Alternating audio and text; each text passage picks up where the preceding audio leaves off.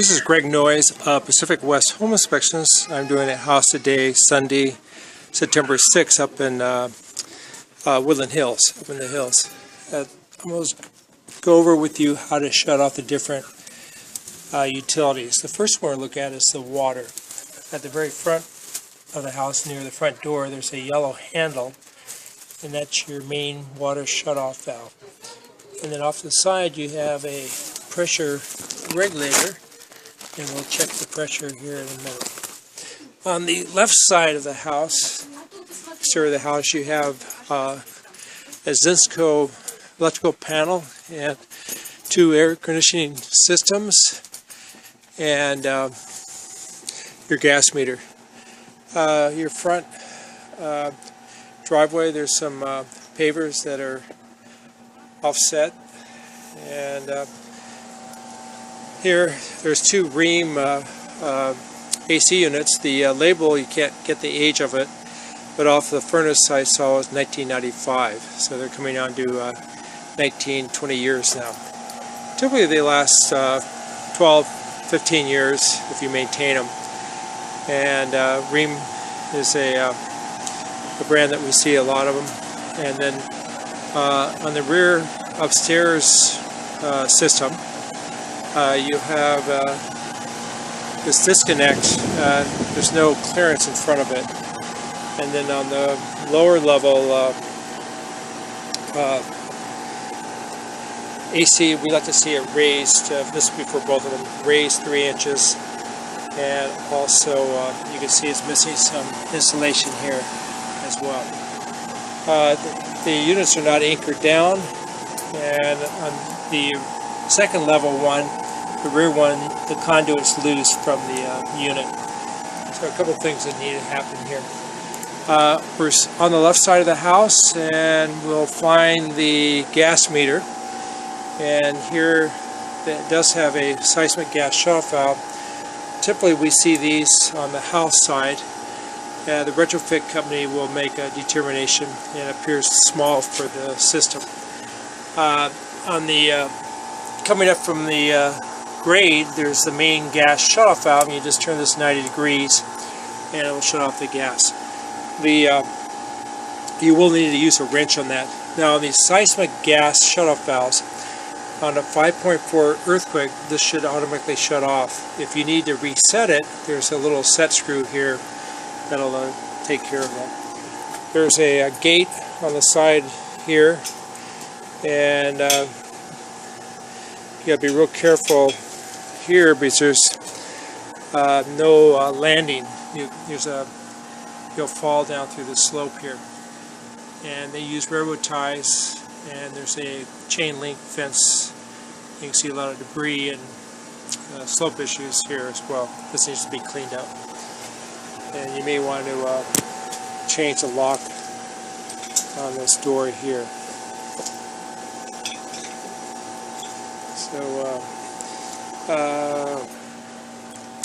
we're still on the left side of the house, and you'll see this panel here. It says Zinsco.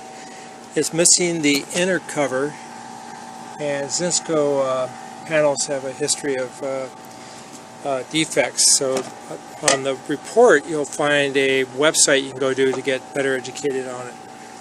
And it's a very popular panel used in the 60s and 70s, and now it comes back to haunt us.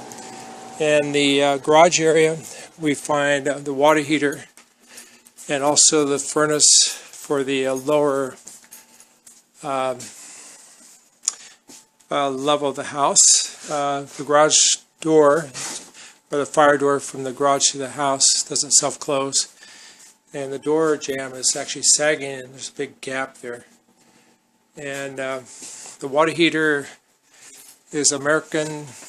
A couple of things: the way they blocked out, it's not very stable. When I push against it, it moves. It's not stably there. Missing screws at the vent connector to dampener on top there. Missing insulation at the pipes coming into the supply pipes coming into the water heater. The lower slicer strap is less than 4 inches from the gas control valve. Missing a sediment trap, a piece of pipe that comes down here. and there's no drip pan here as well. It is a 2004 unit, 50 gallon. Typically these water heaters have a serviceable life of about 10 years, 10-12 years.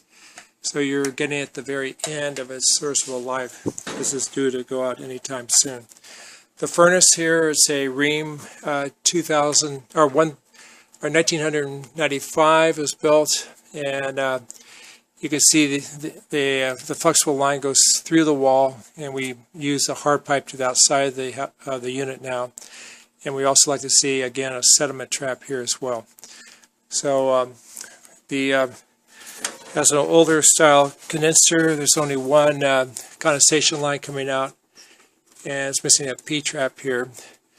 And so that's what you have going here.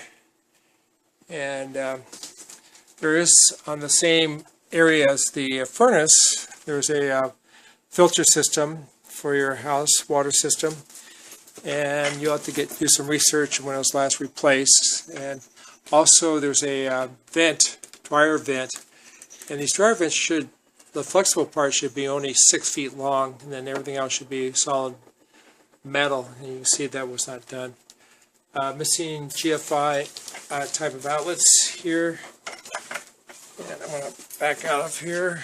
There's a lot of storage here today, so I have limited visibility of the garage. And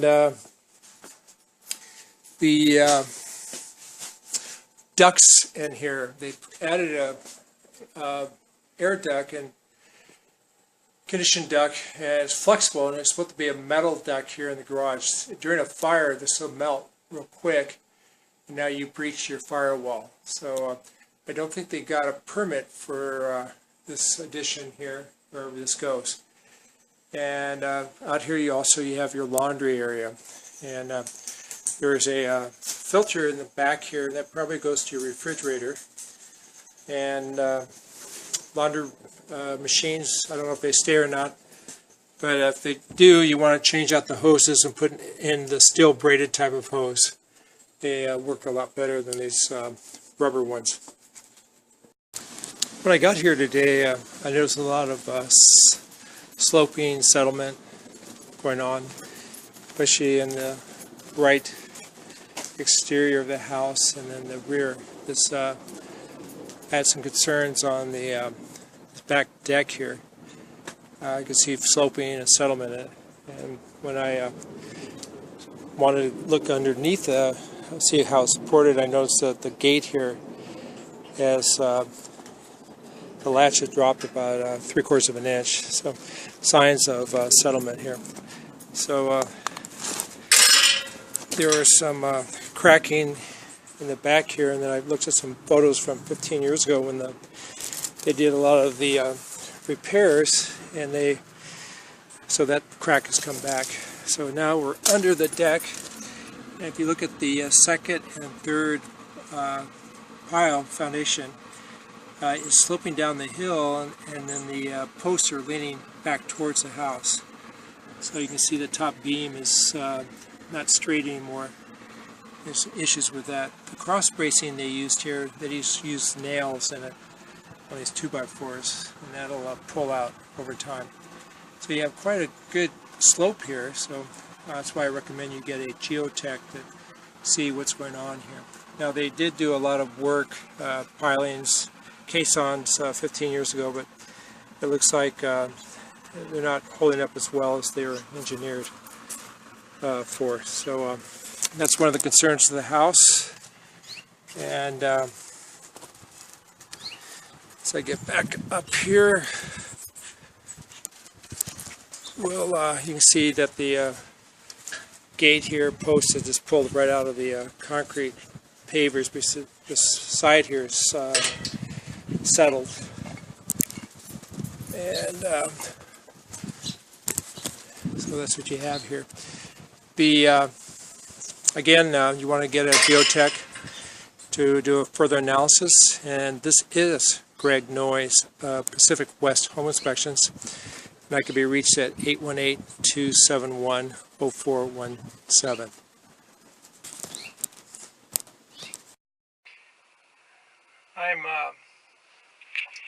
space here, and I'm in near the guest bathroom.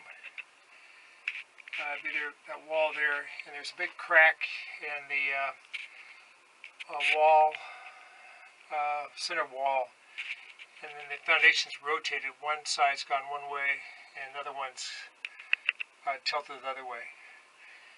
Cast iron drain lines here, and it's a little bit hard to see here, but we're up in the attic, and the rafters connections to the ridge board are pulling away, and the ridge board itself is tilted. Bottom is leaning towards the rear of the house, which may be an indication of some movement in the structure.